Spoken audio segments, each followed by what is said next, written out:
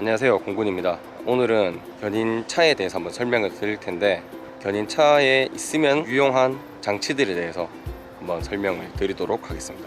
견인차는 그 견인 장치만 있으면 되는 게 아니냐라고 생각할 수도 있지만은 물론 맞습니다. 제가 운영을 해보니까 견인 장치 외에 필요한 것들이 좀 많더라고요. 그래서 제가 사용한 것에 대해서 한번 설명을 드릴게요. 견인할 때 가장 제일 기본이 되는 견인 장치입니다. 제 거는 유럽식 견인 장치로 블링크 제품을 쓰고 있는데요. 유럽식 견인 장치 특징을 말씀드리면은 견인 볼하고 마운트가 통으로 되어 있어요. 통으로 되어 있다 보니까 가공할 때 가공비가 많이 드나봐요. 그래서 많이 비싸고요. 미국식 같은 경우에는 볼이 따로 조립이 돼요. 그래서 마운트만 있으면은 50mm 2인치 볼 체결만 하면은 각각 끼우면은 사용이 다 가능하도록 되어 있는 게 호환성이 좋은 게 미국식의 장점, 장착했을 때 깔끔한 게 유럽식의 장점, 이렇게 보시면 돼요. 유럽식 견장치에 장착하고 탈착하는 거 한번 보여드릴게요. 탈착은 할 때 여기에 레버가 있는데 레버 누르고 돌리면은 이렇게 쉽게 빠져요. 장착할 때는 더 쉽습니다. 구멍에 맞춰서 이렇게 올려주면은 끝. 이거 근데 누구나 힘만 있으면은 돌려서 빼갈 수 있어요. 그래서 잠금 장치가 있습니다. 여기에 뚜껑을 열면은 여기 잠금 장치가 있는데 요거 잠궈 놓으면은 얘가 눌리질 않아서 빼갈 수가 없어요. 그래서 이렇게 도난 방지 장치도 있고, 그 옆에 여기 13핀 하네스가 있는데, 하네스는 이제 빼고 나서 이렇게 옆으로 접으면은 깔끔하게 뒤에서 안 보이죠? 견인 장치를 했는지 잘 모릅니다. 이 깔끔함이 저는 굉장히 마음에 들더라고요. 그래서 견인을 할 때 가장 필수적인 견인 장치가 있고요. 그 다음부터는 필수는 아닙니다. 필수는 아니고 있으면은 좋은 것들에 대해서 제가 한번 소개를 드릴게요. 먼저 이 인디게이터인데, 요거는 이제 다그라고 하는 제품이에요. 이 달았는 이유가 뭐냐면은 견인을 하다 보면은 차에 부하가 많이 받게 되죠. 엔진하고 미션하고. 특히 미션 온도가 많이 올라가게 되면은 미션 슬립이 난다든지 미션 락이 걸린다든지 하는 문제가 생길 수가 있어요. 그래서 슬립과 락이 걸리는 온도에 도달할 때를 알아야 되기 때문에 저는 처음에 미션 온도 게이지를 달려고 했다가 가격 차이가 얼마 안 나길래 저는 이걸로 달았어요. 이게 이제 좋은 게 여기 보면 미션 오일 온도 보이시죠? 미션 온도, 수온, 이거 외에도 뭐 순간 연비, DPF 거리, 현재 전압, 내 차가 달리고 있으면 그때 이제 마력하고 토크, 그다음에 이걸 넘어가면은 뭐 연료 분사량, 대기 온도, 사실 이거 뭐 볼 일은 없는데 일단 있으니까 그냥 보게 되더라고요. 그다음에 TPMS, 이거 뭐 어차피 순정으로 있긴 하지만은 여기에도 기능이 이렇게 갑니다. 현재 속도, 그다음 뭐 악셀이 얼마만큼 뭐 밟았는지. 사실 이렇게 많은데 보는 거는 사실 이거 한 개밖에 없어요. 미션 오일 온도. 이게 이제 100도씨 미만으로 관리되는 게 가장 좋다고 하더라고요. 그래서 이제 요거를 달아서 얼마만큼 올라가는지 보고 많이 올라갔으면은 이제 좀 쉬었다 가고 이렇게 합니다. 자, 근데 여기서 한 개 추가가 더 있죠. 추가되는 게 뭐냐면은 미션 오일만 보고 올라갔을 때 계속 쉬었다 가면은 시간이 많이 걸리겠죠. 그만큼 쉬는 시간만큼.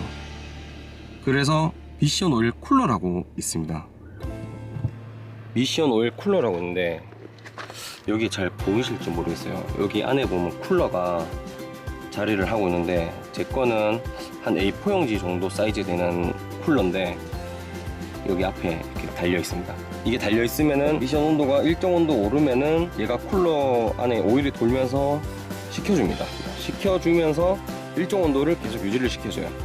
제 차는 이제 모하비인데 모하비 기준으로 한 89도 선에서 계속 유지를 시켜주더라고요. 미션 쿨러의 경우 서머스탯이 있느냐 없느냐 차이로도 나뉘는데, 서머스탯이 있으면은 온도가 70도 이상인가 75도 이상인가 거기서부터 온도가 이제 오일이 여기 돕니다. 그래서 이제 식혀주는 거고, 없으면은 그냥 계속 돌아요. 그 특징이 뭐냐면은 없으면은 계속 도는데 겨울에도 시동 걸자마자 바로 계속 돌기 때문에 좀 관행이 됩니다. 그래서 온도가 무조건 낮다고 좋은 건 아니고 일정선 그 범위가 있는데 그 범위까지 도달하지 못한 상태에서 계속 오일이 차갑게 해서 탈 수가 있기 때문에 그 부분은 좀 안 좋고요. 대신에 서머스탯이 있는 거는 또 안 좋은 게 이게 안에 돌면서 이제 뭐 고착이 된다 하더라고요. 고착이 되면은 얘가 일정 온도가 돼도 안 열려요. 그러면은 얘가 돌지를 못해서 있어도 미션 오일은 많이 올라가게 되는 거죠. 그런 장단점이 있습니다. 그 다음 설명드릴 거는 여기 후방 카메라 모니터입니다. 이거 후방 카메라 모니터는 요거만 단다고 되는 게 아니고 카라반에 카메라가 달려 있어야지 요거를 사용할 수가 있겠죠. 카라반 후방 카메라 같은 경우에는 아까 봤던 13핀 하네스를 연결하게 되면은 상시로 나오도록 되어 있습니다. 특히 이제 가장 유행할 때가 추월할 때죠. 추월할 때나 후진할 때. 추월할 때 여기 보시면은 이런 식으로 사이드 미러에 이제 카라반이 보이는데 뒤쪽이 잘 안 보이죠. 아예 안 보이죠. 그럴 때 이제 뒤에서 차가 오는지 안 오는지 확인하기가 조금 힘듭니다. 실제로 운행할 때 보면은. 그때 이제 이 후방 카메라를 이용하게 되면은 이제 안전하게 차선 변경을 할 수가 있는 거죠. 안전하게 후진도 할 수도 있고. 위치는 저 같은 이거는 뭐 어디 달든지 자유지만 저는 후방 미러 바로 옆에 이렇게 달았습니다. 전 여기가 보기가 되게 편하더라고요. 보통 사람들은 여기 이제 앞쪽에 중간이나 여기 왼쪽 여기 이렇게 다는 사람들이 많더라고요. 마지막으로 이제 설명드릴 게 후륜 보강인데 이 카라반을 뒤에 달고 특히나 캠핑 갈 때는 트렁크에 짐을 많이 싣다 보니까 차체가 많이 가라앉습니다. 그래서 이제 카라반과의 수평이 안 맞기도 하고 그래서 뒷바퀴 쪽에 스프링 보강 스프링을 대거나 에어 서스를 적용을 하곤 하는데 저 같은 경우에는 에어 스프링이라는 이제 간이 에어 서스를 적용을 했어요. 저도 뭐 업스프링, 업헤드 이런 거 다 사용해 봤는데 제 개인적으로는 에어 리프트가 가장 좋더라고요. 여기 스프링 안에 보이시는 빨간색 주머니 같이 생긴 저게 에어 리프트인데 요거를 제가 추천한 이유가 뭐냐면 첫 번째가 일단 높낮이 조절이 가능합니다. 에어를 빼면은 차체가 낮아지고 에어를 넣으면은 다시 올라갑니다. 그리고 두 번째 가격이 쌉니다. 이거는 지금 국내에서 파는 데가 이제 얼마 전에 생긴 것 같은데 국내에서 그 정식 총판을 통해서 사면은 그렇게 싸진 않아요. 근데 이거는 이제 미국 직구로 사게 되면은 예송비 다 포함하고 통감이 다 포함해도 10만원 중반보다는 낮아요. 저 같은 경우는 이거 한 13만원인가 주고 샀는데 진짜 가격 대비 이만한 거 없습니다. 이거 이제 뭐 쓰다 보면은 스프링하고 맞닿이는데 터지는 거 아니냐 이렇게 생각할 수 있는데 제가 견인 차량 4대 중에 한 대 빼고 3대를 에어리프트로 썼는데 터지는 게 없습니다. 나머지 한 대는 그게 이제 에어리프트 사양이 없어서 어쩔 수 없이 업스프링을 사용했는데 사용해보니까 이 에어리프트가 정말 제가 봤을 때 최고예요. 승차감도 좀 나아지는 느낌. 제 거는 이제 에어를 여기에다가 연결을 해서 넣으면은 이제 올라갔다 내려갔다 합니다. 이게 에어 구찌가 차량용 에어 구찌하고 똑같아요. 그래서 그냥 차에 있는 컴프레셔 사용하실 테고 아니면 휴게소마다 있는 공기 타이어 공기압 맞추는 거 그걸로 조절해도 돼요.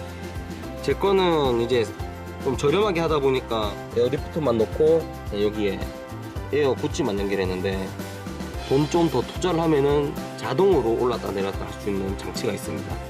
근데 그거는 좀 많이 비싸요, 모듈 자체가. 근데 있으면은 굉장히 편하겠더라고요. 영상을 편집하다 보니까 한 개 빠져있는 것 같아서 추가로 좀 찍고 있습니다.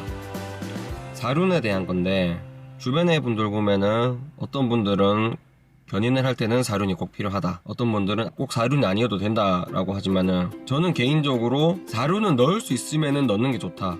그게 무슨 말이냐면은 집에 차가 사륜이 아닌데 그 차를 견인차로 사용을 해야 된다면은 어쩔 수가 없지만은 견인차 구매 전이라면은 저는 사륜으로 사는 거를 꼭 추천드려요. 승용차로 견인을 하다가 사륜 차량을 샀는데 한 4년 정도 몰았는데 사실 사륜 제대로 쓴 적은 2번밖에 없어요. 눈 오는 날 언덕 올라갈 때 이륜으로는 못 올라가더라고요. 그래서 그때 차가 코란도 스포츠 파트 사륜이었는데 사륜을 놓고 가니까 견인을 하면서 잘 올라가더라고요. 단체로 캠핑 간 적이 있었는데 마지막 날에 비가 많이 왔어요. 여기가 비가 오면은 이제 뻘이 되는 곳이라서 산타페 1륜이었는데 뻘이라서 그런지 못 빼더라고요. 그래서 제가 사륜 놓고 대신 빼준 적이 있어요.